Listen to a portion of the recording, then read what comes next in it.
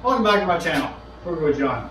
Today we're going to be getting into a really good service that should be done on every snowblower. Best to do this job when you have a fairly new, or when you buy your snowblower, let's say your first service. Anyway, I'll get into what you should do on this one over here. In the past I tried grease, and this one has grease on it. Grease after a while cakes up, and it will always come off, but it makes it hard to come off. And so I started using anti-seize. So I'll show you how to do that. I'll take the tires off, put anti-seize on the shaft, put them back together. And let's say 10, 15, 20 years down the road, something happens and you gotta change your tire, it's gonna come off. Anyway, I'll show you how to do that. But before you get to it, like I say, the reason why I say you gotta do it from the service is in order to take these off, I'm going to flip it up on end and make my life simple. And when I flip it up on end, if I'm doing a regular service underneath and everything, I don't want oil in the engine, and I want the gas shut off so I don't have everything leaking everywhere. So the reason why I say that's why you do it during the service, just make sure the engine doesn't have any oil and the gas is shut off. Okay, this side, that side came off fairly easy. This side was real difficult. I had to back and forth, and use liquid wrench to get it freed up. Another year or two, this would have been a torch, heating it up, or drilling it out. So we're catching it just in time. You can see the rust already in the threads. Wait.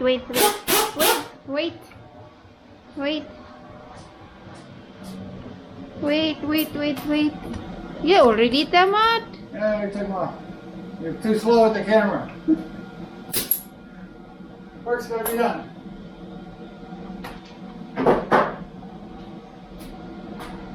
Okay, so we got both nuts off. We'll be definitely putting it back with anti-seize. And of course, mentioned earlier, before you flip a snowblower up like this, make sure the engine oil is drained and the fuel is shut off up here,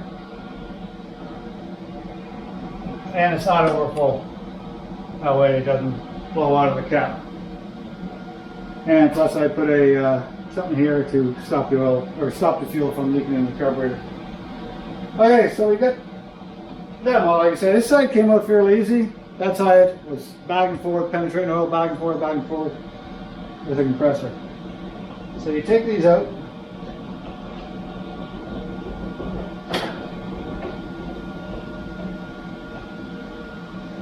And what you got to do is on this shaft here, inside here, just fill it with anti-seize. If not, you're going to have a really tough time if, let's say, a gear in here breaks, or you got to change the bushings or the bearings. Bushings. If your bushing wears out, eventually they do. Depends how much you use it. And you want to just replace the bushing in here. Well, in order to get that off, it's not going to happen. Looks like it came off easier because I did put penetrating oil in. Okay, so we clean that up. And we'll get penetrating oil, anti-seize, anti-seize over this entire shaft. I'd say, in about 15 years when you have to change a tire or something, you'll be thanking me. Or you'll be thanking yourself for doing it. Okay, so we just get some of this on the shaft.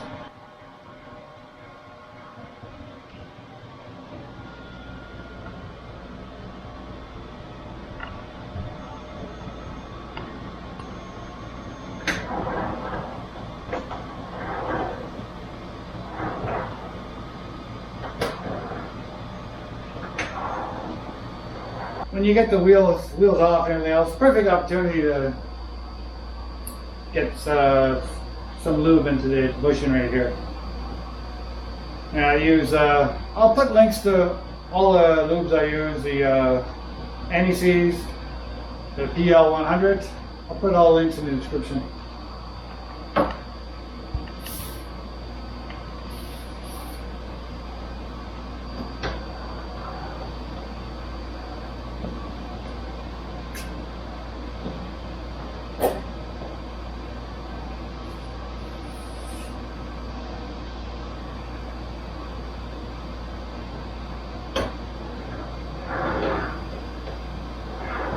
sure you get a good coat all over there. Put your plastic bushing on. Trying to keep the aniseed away from the bushing.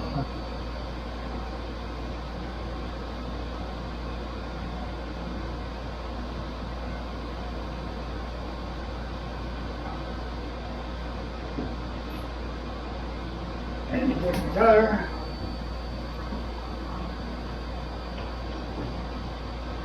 Just turn it as you put it on.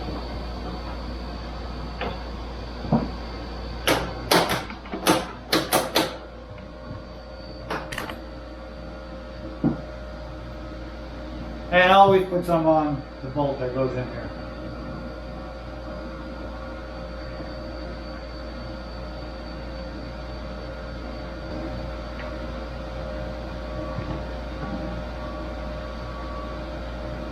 And in the future, you gotta get into this, do any work, these tires will always come off.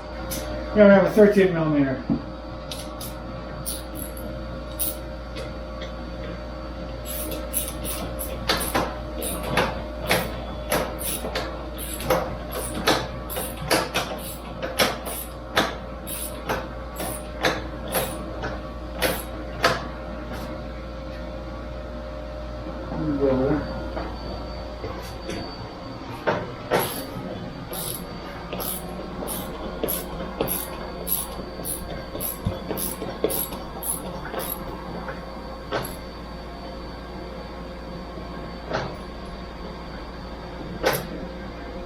I'll torque that up later, whatever the manufacturer requests. All back together, and you see zero, that's good for years now. You have a problem down the road with just a cable breaking, you got to get inside here. One bolt, zip the tire off, do your work, zip it back on. It takes, let me say, about a half-hour job. Change that cable. And if it wasn't done and seized, that's then you're into it depends. You have to go in, you got to cut this, and you got to buy that part, you got to buy this. Yeah, you're into a lot of money. But now, like I say, even 20 years down the road, the cable breaks, you're fine. And another thing while I'm here, it's sad all summer, and usually tires, when they sit, they lose air. So I'm just gonna I picked this up, what was it? Beginning of summer, so 6 months ago, maybe 7. I've been using it on everything in here, and I find it really good, really handy. I had another one that eventually broke on me, so I bought this, and like I say, it makes life simple. Clips onto the tire. As soon as you clip on, you don't have to turn nothing on, it automatically comes on. And this tire says, always check the tire to make sure what the maximum pressure is. Inflate to a maximum 14 psi. 40? 14, 1-4. So, don't pass that. So I'll put 14 psi, and like I say, right now we're at 3.5 pounds. What I like about it, if you go a little over, you can always just push this button here and bring it down. I'll do a 12.5. You don't have to have maximum pressure in it. The 12.5 should be good. I'll also put a link to that in the description. Like I say, I've been using it 6-7 months now, and no issues. It works really well. And the price point was really good. Anyway, I'm not going to go for the full service on this. I've done on this video what I want to do, which is the anti-seize and just pump up the tires and move the bushings and the main drive. I do have a, like I mentioned earlier in the video, a link up here to the full service of this particular snowblower. Anyway, if you like the channel, give it a thumbs up, subscribe, and hit the bell. Thanks for watching my channel. Bye for now.